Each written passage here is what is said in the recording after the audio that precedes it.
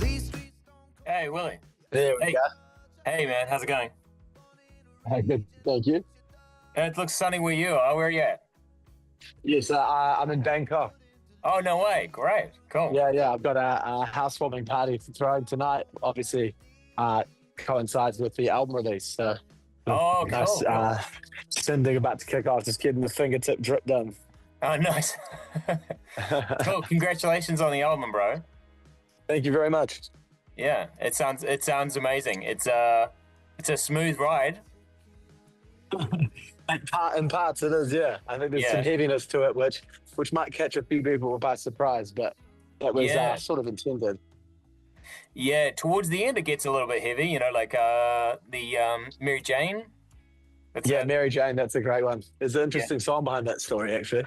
Oh, yeah. What's Sorry, that? a story behind that. So I was just, I think it's probably happened in various ways, but not so directly that when I was falling to sleep one night, right at the edge of wakefulness and sleep, I sort of was nodding off. And right as I went to like sort of that part between consciousness and deep sleep, I dreamed that I was sort of in a crowd. I couldn't quite see who was on stage, but I knew it was us. And I heard the bass line like, I got most of the song sort of in my dream. My girlfriend at the time woke me up, and I took it to band practice that night and slugged away at it for like an hour and couldn't get it to sit right. And we sort of parked it for a while, and then we listened to it maybe a year, maybe 7, 8 months later, and we're like, fuck, this is a great song. We need to make this song. So it's one of those ones that was born in born of a sort of strange place and halfway in a dream, and we ended up making it into a song that we all love. It's a very cool bass line. It's very it's got a kind of a swagger to it. Yeah, it was an interesting one. It's probably the first time I've ever had a bass line come to me first, and actually no, that's not true. But it's bass. Yeah, it's almost a riff, It's less than a bass line. Yeah, it's bass defined, and yeah, definitely. Also, Russian roulette. That's got an interesting effect on the bass. Yeah. That's a fucking cool song as well. It was we weren't 100% sure whether I need a beer. So I'm just walking around looking for a cold beer. Pop on. So beer, sing. Okay, pop. So can't do an interview without a cold beer. Yeah. I'm based here now. I moved here straight after the Europe tour. Oh, no way. And I met my girlfriend. I met her here sort of like at the end of last year. And I'm in between touring and stuff. I'm always traveling. And nowhere I don't think has ever stole my heart quite as quickly as Thailand. I love spicy food. I love the wildness. I love that I can walk down the street and find these are possibly New Zealand green nut mussels, believe it or not. Oh, wow. That you got blood cockles, you got everything. Nice. You have sing beer, chai. There we go. I'm there. Success. Sing. Yeah, man. Yeah. Sing. What's the Mercy? Sorry, mate. One. What's ketamine. Yeah, that's a funny one as well. These are all at the end of the album, aren't they? Like Mary Jane. Yes. One sing chai. Thank you, club. They all sort of. It was quite a difficult album to organize, if you know what I mean. To try get an album of this array and the way that the songs all work together. It was quite a difficult process to arrange them in a way that wasn't jarring, to be honest. And it was more so than any album or any project we've done or any other album I've been involved with. It was probably took the most back and forth in terms of getting an order down that we like. But one thing that I was sort of hell-bent on is making sure that ketamine was towards the end. That was my one of my main ones, but also that primarily, thank you for my heart. There you go. Cheers to you. Cheers, bro. Yeah. But it's all a bit of a surprise, like coming off some of the off the kind of the more radio friendly ones. It feels like Yeah, um, maybe not even the first song, because I feel like that one there's kind of like a bit of an edge to it, and then it gets yeah. quite smooth and radio friendly and beautiful, and then there's three big rockers at yeah, there's three big rockers at the end. You know, it's an interesting order. It is. It is. It is an interesting order, but honestly, jumble them around, I dare you, Yeah, and try and make it work in a way that works better. Because I think that it's one of those albums that we wrote on the tour. You know, and we right. wrote these songs maybe in the bulk of three main places. Primarily, it was mostly one big night of songwriting in France in Chantilly. Oh no way. Chantilly. Uh, and yeah, so first album, I hired a big house in the middle of nowhere in the countryside, and we locked up there with CJ Connor James from Marco Road, our producer, and we just sort of I drove a car full of supplies you can't buy in France from Amsterdam, Wow. and we locked into a house for a few weeks and wrote a bunch of songs. And the bulk of this album is from that period. But there was also a time in Tower in Wellington on tour, and a brief period. I think it was mainly those two periods. And Right. then some songs that I've written on my own that sort of made their way into the album. But songs like I don't know, it's just interesting. But the bulk of like Under the Surface, Ketamine, Mary Jane a little bit different, but certainly Russian Roulette. Those heavier songs come from the time in Tower. For some Right. reason, the smoky foothills of Tower seem to inspire some pretty heavy music from us. Uh, Right. so it's quite Missy, interesting. But Missy then was in that? terms of the order, Merci Merci, that was written in France. Yeah. Obviously being the only French song we've ever released was Yeah. fitting. But a song like Under the Surface, which is the title track and the first song of the album, that was probably the one thing with the order of this music that I was hell bent on having first, because it's the noise, just something about the siren that CJ's got that Arthur got out of his guitar just Yeah. became so it's almost like a siren, and it seems to almost like beckon a new journey. And Yeah. you can hear at the beginning of that song, one night in Tyler, we were uh, this isn't no, this isn't live, is it? This is a podcast. Uh, but we were in the foothills of Tyler, and a friend had dropped us off a bunch of mushrooms. Right. And we get to about 3 in the morning, 4 in the morning, and we've been writing songs for 12 hours plus. And the police decide to all pull up outside with five Holy cars. shit. And we didn't know that they weren't coming for us. They were actually like on the street adjoining, and they were decided to do a welfare check at 3 or 4 in the morning for a man called Marius.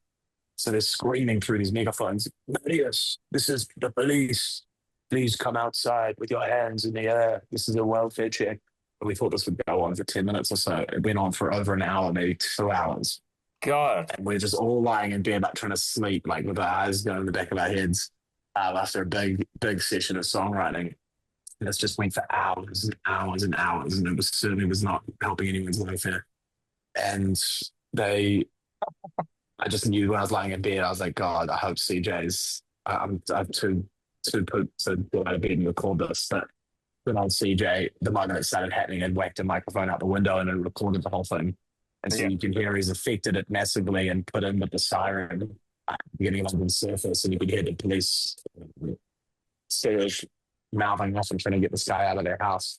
And it was quite an unsettling feeling, like lying in bed, and I wanted to replicate that feeling, which I think CJ did a great job of doing, as the opening to an album. Sort of nothing like, I think, third album, I don't think anyone would say that our first albums were too similar. But for the third album, I like the idea of putting people on the back foot almost, and like slightly unsettling people. I think nothing makes you more receptive to something new than having your cage rattled a little bit at the beginning and sort of, Yeah. I don't Yeah. know, It sounds like a resetting the stuff on palate. like depth It does. It does. Yeah. We call it the submarine, actually. Yeah. Yeah. Yeah. It's gonna be a fun one to we played Under the Surface once live already, and I think we played it in Melbourne or somewhere. But there's too many songs on this new album that we enjoy playing live. Yeah. So it's going to be hard for some of the other ones to fight through. I know Ketamine is certainly not a single or That was a song we made that same night in Tower. We were about to go to bed just before the police pulled up, maybe an hour, and everyone was decided to pack in. We'd had a long day, and I said, "One more, boys," and someone just started playing. We all just started jamming, and I wanted to release the demo. That the first time we ever played it together, we're all making it up on the spot. I wanted that to be the vinyl album song, which didn't end up happening, but we will release it in due course. But it was sort of one of those songs that literally even 80% of the lyrics I made up on the spot, which I do a fair bit with when we're writing, and like go back and fill in 20-30% if we're just in the moment, which is part of the way that we write music. But again, that song was very, very raw. And the moment we played it live for the first time, which would have been 6 months, maybe longer, I don't even know when, we started playing that live, but far too early for an unreleased non-single album song. But ever since we played it the first time, Ketamine, we haven't played a show without playing. I think we played it at we did Big Sound. Was it last year? Big Sound or this year? Can't remember now. But I think it was the end of last year on the way to Europe last year. And we played at every show, and we had people coming up saying, "What the fuck? We've been listening to the music for years now. What is that new song? It's nothing like anything we've heard," Yeah. It's nice to have those sort of gaps and those changes in course, and being able to. I mean, I still enjoy playing all the songs that we play live.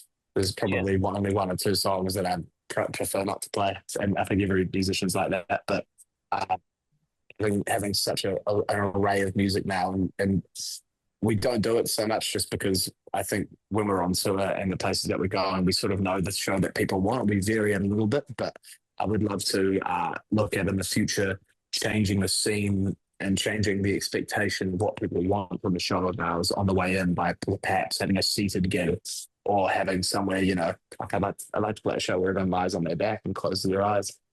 But because then we would be able to do a bit more showcraft, Whereas now, I was saying, we had an interview chat with the radio with Hauraki before, and I think I said the same point that it's nice to have fans who love your music, especially when you travel to the other side of the world and want to see specific songs and albums or blah, blah, blah. But it's also a lovely feeling being able to play songs that people aren't expecting. So you've got to balance that. And I think that's something about photograph that you just learn. Yeah. Ultimately, the whole album and a concert is more interesting when there's variety through it. And it's not just pop songs, but it's also got some heavy hitters, and it makes the heavy ones sound heavy and the pop ones sound poppier. Exactly. And I think you're right. I think with one thing also that we notice is that the energy level of this doesn't directly sort of back up what you're saying, but it is an interesting note. I think that a lot of our, again, Bienvenido certainly, and parts of all of our albums are softer and more mellow, more melancholic. But the energy of, what's a good example of a song? Even Clean. These Are the Days, or Clean's a good example.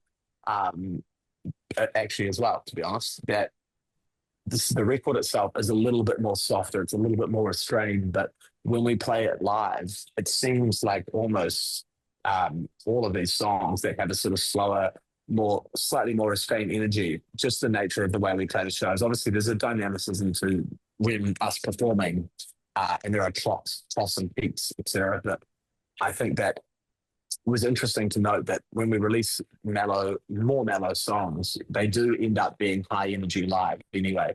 And if they don't, I just don't think, I don't know, they don't tend to fit, it doesn't tend to fit our style of show as much when there isn't an ability to, like, at least in parts of the song, bring it up to a certain level. Yeah. It doesn't have to be sonically, it doesn't have to be a volume thing, but just energy wise.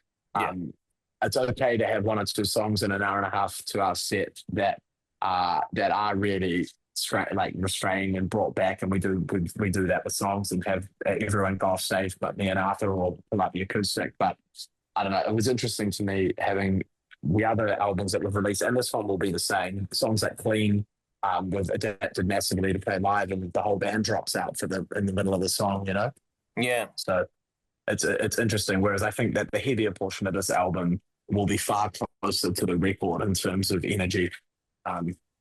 and I'm very excited. We're very excited to play some more of these Yeah, songs yeah. live because Oh, that Europe definitely. tour that we just did was the best tour that we've ever done. I think everyone agreed hands down, Where have you guys been in Europe? which is nice. This is our third time um, that we've just been a couple of months ago, 3 months ago, and we went to where did we go?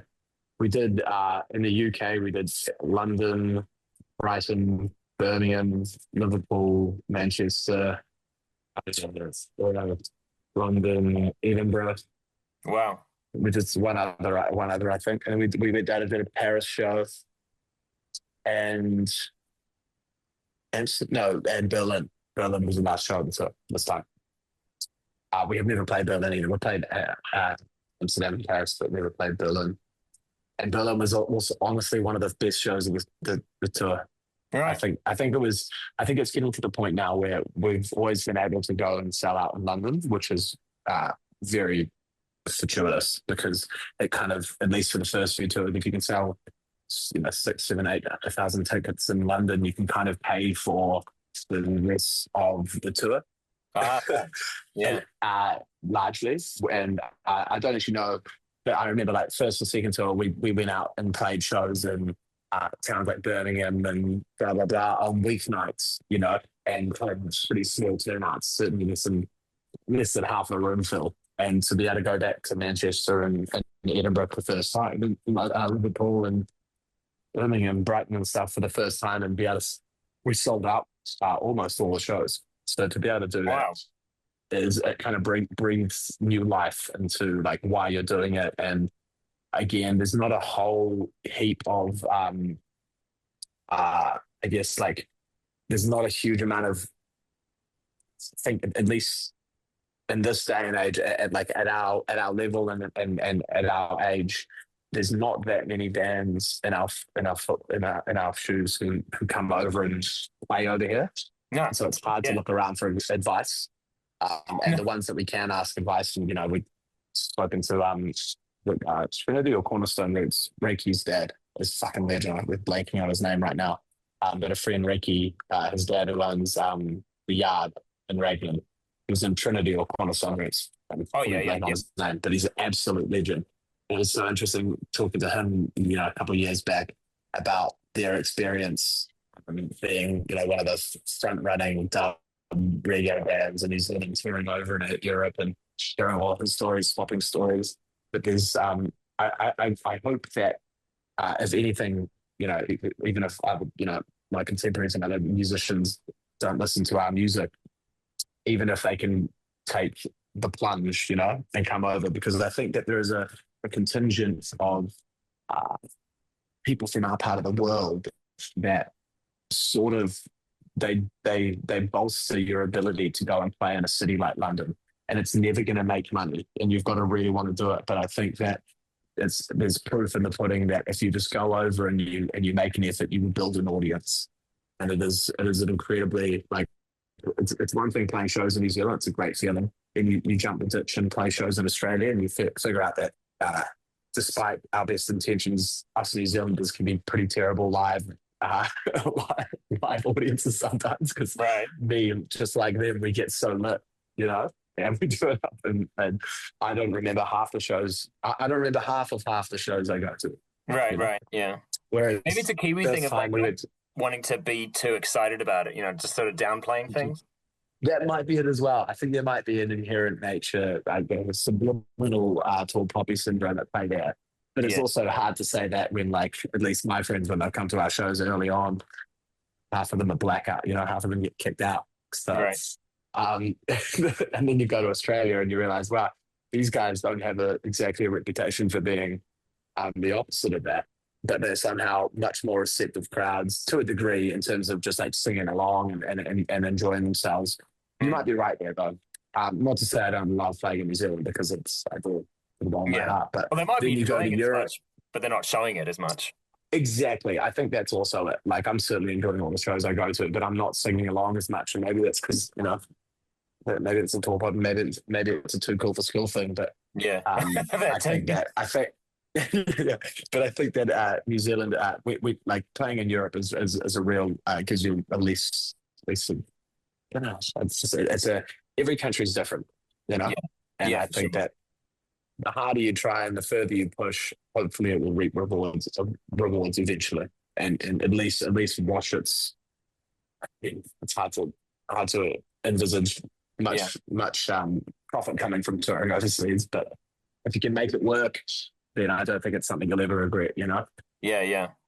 Also, it's I've heard from other bands that have traveled overseas and are playing in different parts of the world that you can't really make a generalization like, oh, Germany likes heavy music and electronic music and nothing else. I mean, there'll No, be a yeah, market yeah, there for that.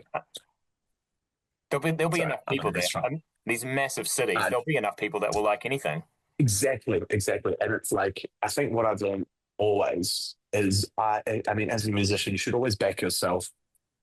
Um, I guess as far as getting in a room, you know, you never know who's going to know you there. Sometimes we've never really done opening slots, which is not a bad thing, but also not a good thing because what I think that we were never really exposed to too many people who had never heard of us in a crowd.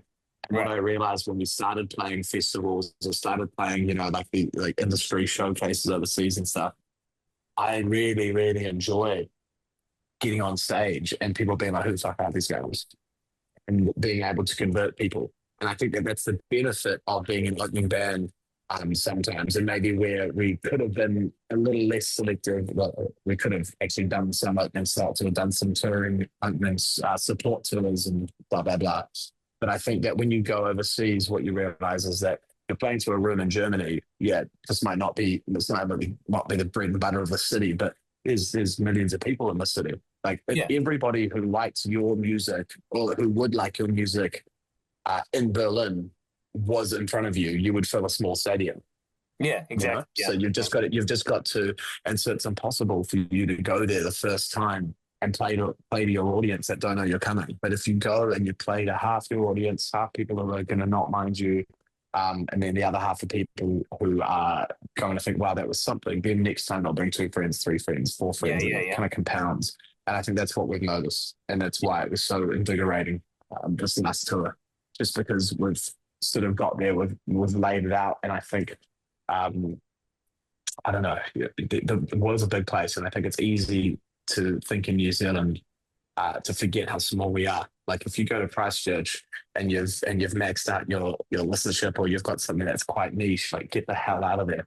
I Yeah. think even some of my favorite New Zealand artists, like I would love to know how many tickets a guy like UMO, who I think is like one of New Zealand's greatest musical exports, um, Oh yeah, man. I love would, that you band. know, like he is insane. Or just like the Eternal Fat Freddies, they'll sell out, they'll headline festivals in Hungary, you Mm. know, they'll headline festivals in sort of Central Eastern Europe, and the set that they will play, or in Berlin, and the set that they'll play at Villa Maria in Auckland versus the set that they'll play in Kreuzberg in Berlin is almost two different bands.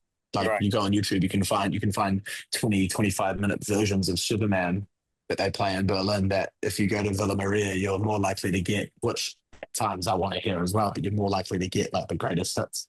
Yeah. So I think you've just So got to get they're out feeding there off and they're find feeding your off the audience. audience.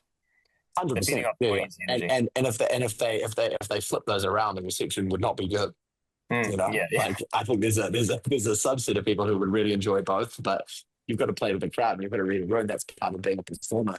Yeah. Um, and it doesn't get much better than then. So obviously you've got to take notes, kids. Mm. So what would you like to who would you like to open for if you did? Oh shit. Who would you like to open for? Mm. I don't think I'm quite prepared to answer that question. Who would I like to open for is probably Yeah. quite different to the band. There's a All right. band called there's a band called the Viagra Boys. I don't know if you've Oh heard of yeah, them. yeah, yeah, yeah, for sure. In Yep. fact, they got a I can see song that. called Worms. Yep. I think they might be playing it. I don't know. This is what happens when you're independent. When you're not when you're independent and managed, you're not too clued up on these things. But Yeah. I guess we can ask our booking agents. Um, but yeah, That'd be great, that's a man. Yeah. band. Yeah. Yeah, yeah. Do you know the song Worms? I They don't, got a but great I know song. Go I know have a the listen. band. Yeah, I can Go imagine. have a listen after this. Okay, It's a fucked up song, and they've right. got what I like is that I don't know. There's a there's an effortless rock and roll to the Mm, way they play. He's got like a big beer belly. They're all 40 something called the yeah, Viagra Boys. You know, they didn't yeah, start as a band yeah. until No, their they're great. late 30s or whatever. Yeah, And you got one like keyboardist who's a weapon on the synth wearing like hot pants and a cowboy hat, and then the main guy, I can't remember his name, he's like shirtless, like pouring beer all over his belly. And yeah, there's something inherently rock and roll and no such feeling nonchalance. There's a nonchalance to them that I think is yeah. feeling. And A and little bit I, of I like the way they yeah, a little bit of comedy, but it's mainly honesty. comedy mixed with equal doses of self-deprecation, which Yeah, I think it's same reason hot girls. It's hard to be smart when you're hot. You know, if you can't take the piss out of yourself, then it's yeah. hard for anyone else to find you funny. Um, And this so guy can take the piss out of himself. yeah. There is a little bit of comedy in maybe some of your lyrics. I think that there was a couple of ones like 40 bottles mentioned at some lyric. That was because uh, that you know how I told you we hired that place in Chantilly.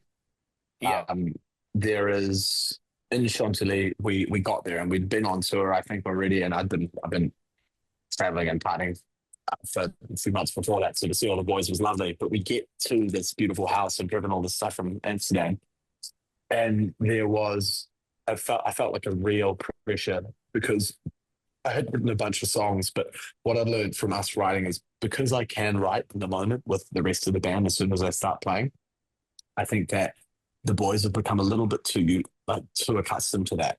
And I say this to them all the time. But I can relate if I was a guitarist and like I could let my, sing main, lyricist, songwriter, whatever, come to band practice and be like, hey, I cried and wrote this on the end of my bed with a guitar. Can you play along to this? Or if he was just like, hey, crack a beer and play anything and I'll make some music over it. I know which one I would prefer to do if I was him. yeah. And I think it's lucky for us as musicians and as a band that that's suits the way they make music and but also it really and more than anything I think that I'm glad that I don't write songs in a completely conventional sense, but I can write music in the moment that is meaningful to me, Mm. and I'll just find a concept and try let the flow state do the rest of the work. And I think that I don't know, So it's a unique how do you thing. guys Like write music? How do you guys write the we music? write music. Honestly, like we do. There is no one way. Like there is music I write on the end of my bed. There is a, a guitar riff that someone brings to the band, but the bulk of music will just be us locking down in a place, getting lit together, and writing music for 8 hours. And a bunch of the songs will materialize out of thin air in that time with lyrics and concepts and everything. Mm.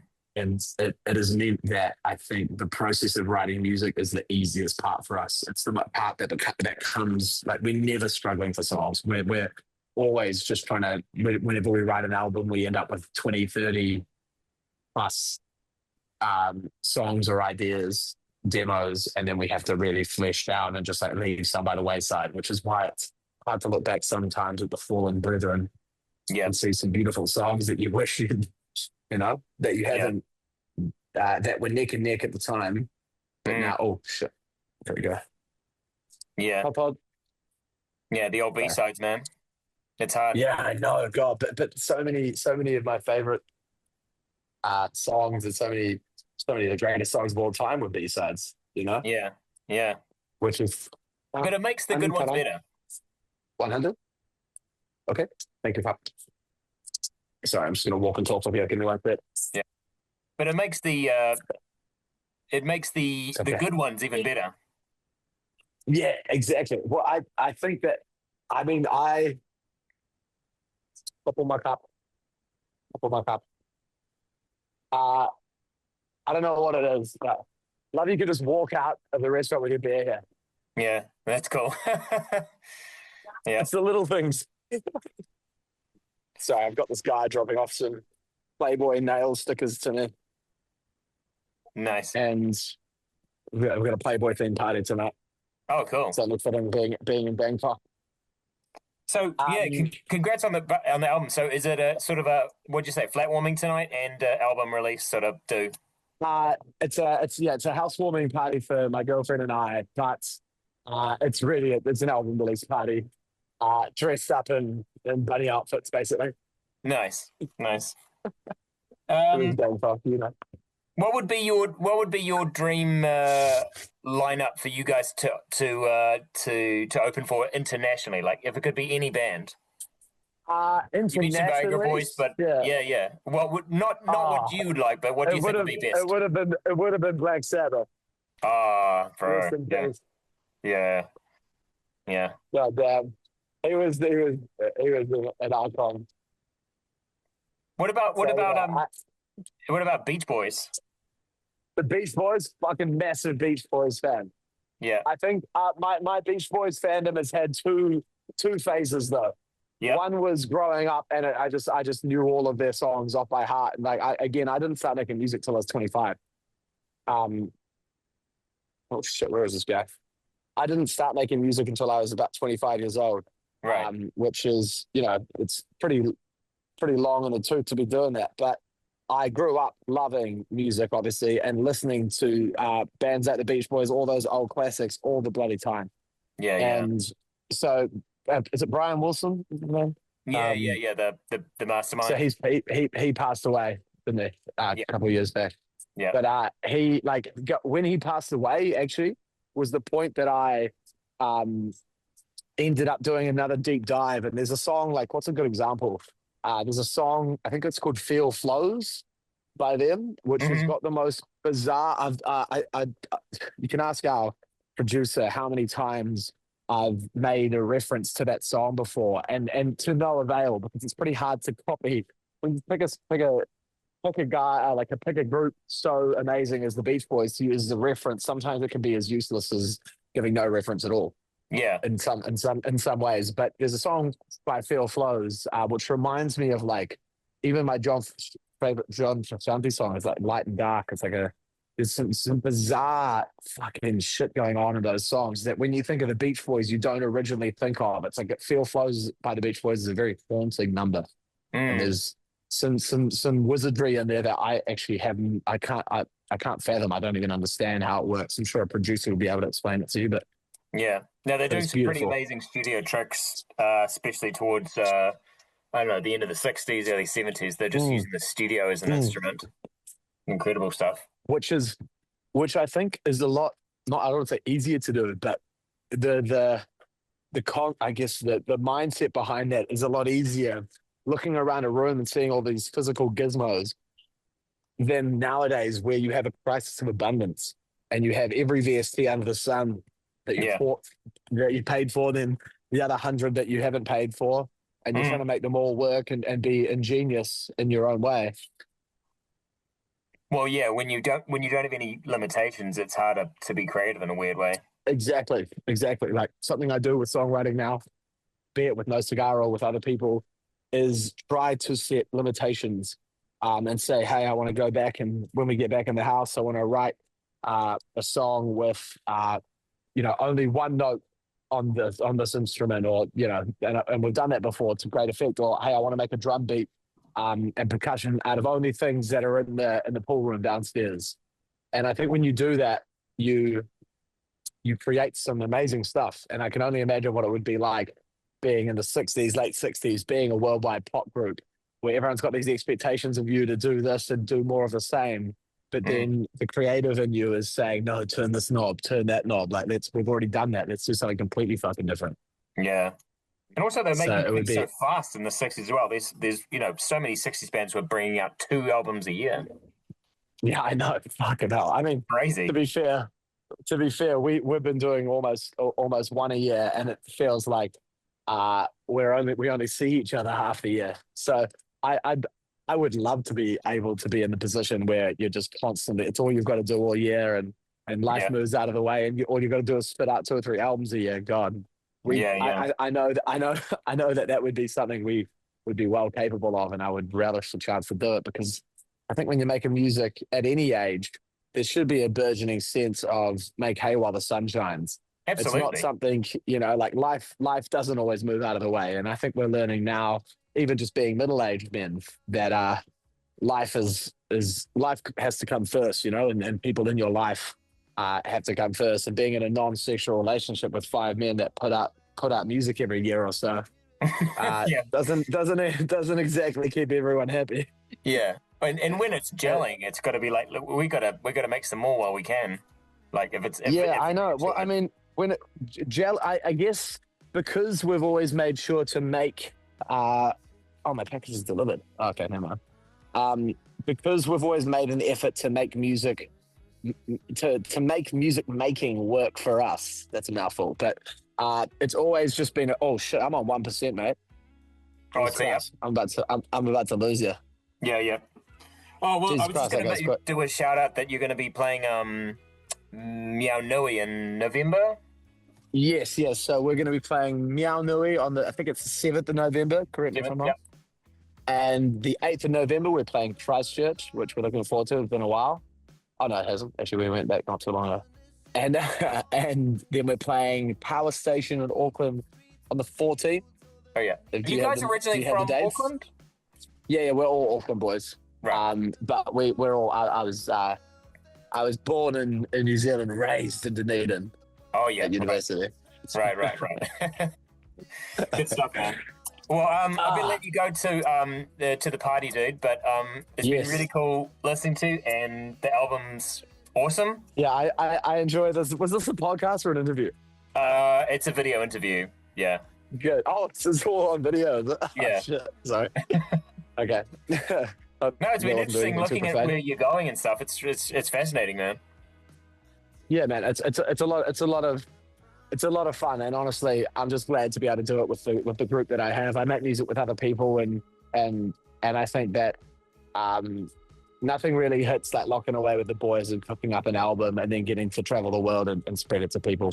Yeah, and it touches your heart when you get reached out to, and you know, even in the most bizarre places, having people. Even in Thailand, I was out at a show the other day, and some guy ran up saying, "You're the guy from No Cigar." And I was like, "What the fuck?" I'm at some like random Thai folk show, you know? Right. Yeah. And it's and he's just like, "Yeah, I'm a big fan. I like this music," and somehow Spotify of all places showed him the music. And he's like, "When are you coming to Thailand?" And I turned straight around to the boys. I was like, "Let's make it happen. I want to do a show over here. It'd be awesome." Yeah, man. Living the dream, bro. Trying to. Yeah. Oh, well, have fun tonight, man. Thank you very much, man. I enjoyed talking to you. Yeah, man. I'll catch you at the Willie. Much love. See you there. Yep. Bye-bye.